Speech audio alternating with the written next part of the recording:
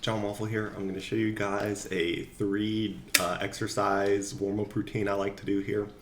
So I'm going to just briefly describe all three of the exercises, and then I'm just going to play through once at a slow tempo, once at a faster tempo, just so you guys can play along with me at the end here. So the first exercise is going to be a 12-note chromatic scale. We're going to do one on each string. So a chromatic scale is just a scale with every single note in it. So on the ukulele, that means we're going to play every single fret all the way up to 12, and then all the way back to the open string. So that's going to look like.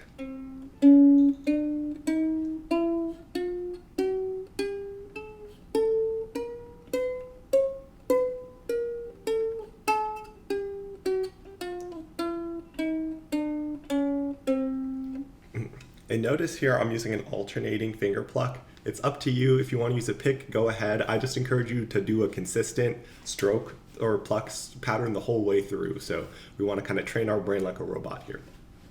And then with this drill, once we get to the one here, then we're going to move on to the next string. So, and then work our way up, work our way down, move to the G, work our way up, work our way back down.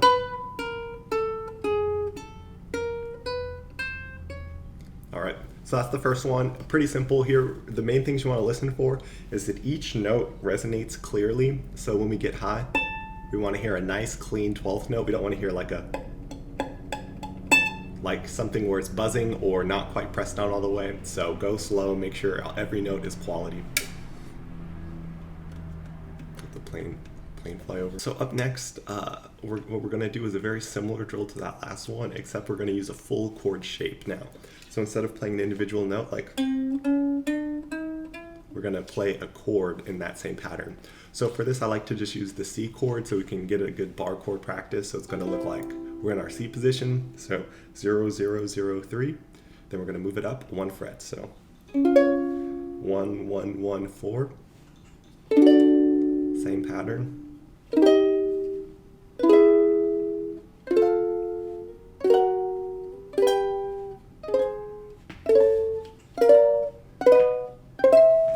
All the way up to 12.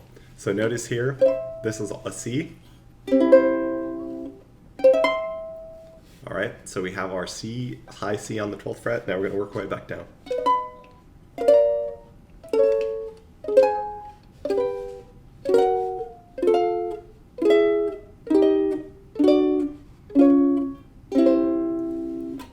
All right, so this one's going to be tricky, so definitely take it slow. What you want to be listening for with this is that you got to make sure every note can be heard in the chords. So notice each note gets heard. Sometimes what will happen is you might have a chord like, or you can hear there's a buzzing noise, and then if you play each string individually, notice here I'm not pressing the C and E all the way. That's a bad sign. That means we need to get this finger firmly down all the way, really listen for every note in the chord. So that's going to be our second exercise. So up next we have a chord scale. So we're going to be using the C major scale.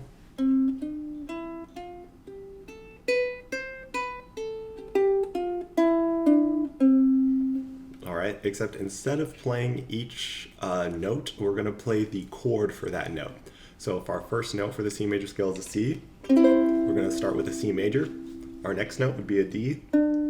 So we're going to play a D minor in this case. And the reason why this is a D minor, not a D major, is because in the key of C, there's no sharps and no flats, right? So a D major has an F sharp. As a result, it doesn't belong in the key of C, at least for this chord scale. So we're going to need to use an F natural, which was going to make this a D minor. So D, F natural, A. So we're at our D minor. Up next in the scale is going to be E, so that will be an E minor. Or I guess you could probably play it like this with open strings, why not? We have our E, then we're going to go to an F, and then we're going to go to G, A. Now this is going to be a B diminished chord, and the reason is that B in the key of C is like a special chord because B minor has an F sharp in it, and B major also has an F sharp in it, and both of those aren't in the C key. So as a result, we need to move that F sharp down a semitone to an F natural, which makes this a B diminished. So that was a technical explanation, but this is the chord here. So it's B, F natural, D. And then from here, we go right back to C. All right, so let's just try to play through these chords by themselves. So we have C, and if I don't say major or minor afterwards, it's implied that it's going to be a major chord. So C, D minor, E minor, F, G, A minor, B diminished, C. And then when we get to C, we want to work our way backwards. So we'll go from C, B diminished, A minor, G, F, E minor, D, and then C. So this drill here is definitely the most applicable to learning songs, because guess what? You get to learn 8 chords, or you'll probably know some of them, so you'll get to cement 8 chords into your brain here. All right, so I've gone over all the exercises. Now I'm going to try to play them start to finish in the pattern I like to do when I warm up here.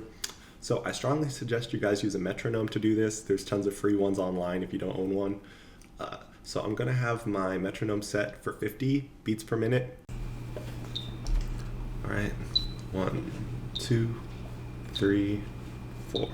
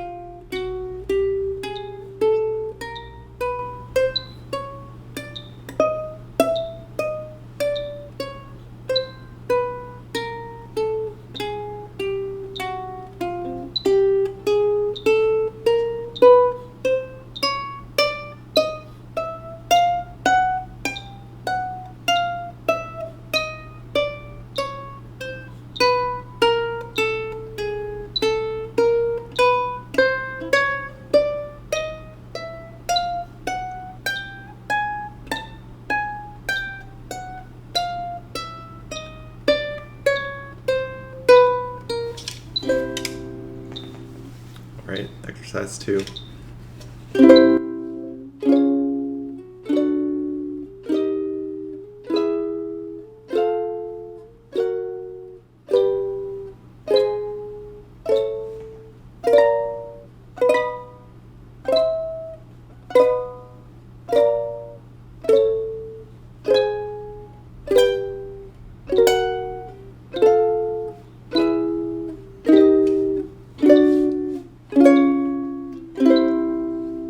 Exercise 3.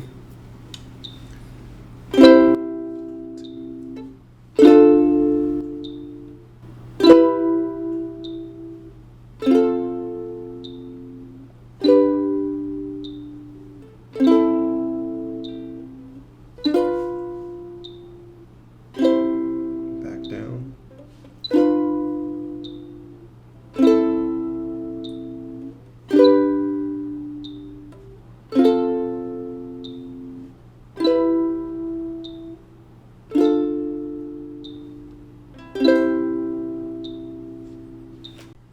All right, so we just finished the 50 beats per minute. I've taken my metronome, increased it to 100 beats per minute now. So we're going to be playing through this at double speed. So do not start at this tempo, but if you feel comfortable at 50, you've moved up to 60, you moved up to 70, 80, and now you're getting advanced. This is where you can play along here. So we'll start it up. 2, 3, 4. 1, 2, 3, 4.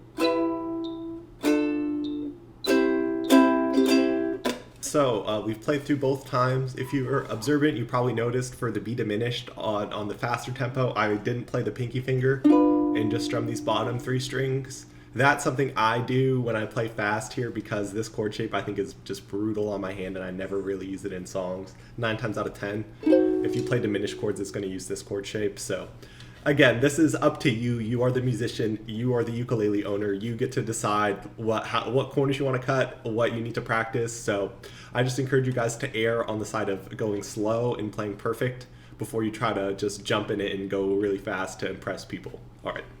So there you guys go. If you have your own exercises you like to do, comment them in the comments. I'm sure other ukulele players will love to get like more exercises to do. And you know, if you have any improvements on these, feel free to comment them as well. And take care. Have fun practicing, everybody.